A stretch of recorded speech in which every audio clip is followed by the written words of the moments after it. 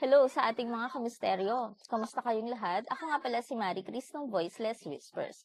Naanyayahan tayo sa isang diskusyon mamaya sa Gabi ng Misteryo, DZRH, 10 to 11 p.m. kasama si Sir Ray Sibayan.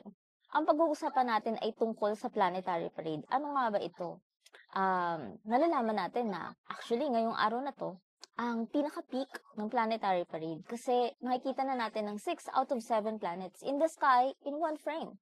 So, ano nga ba ang effects nito? Nararamdaman nyo ba na may kakaiba sa inyo? Sa mood nyo, mental health, emotional health, and even physical health? How about your pet friends?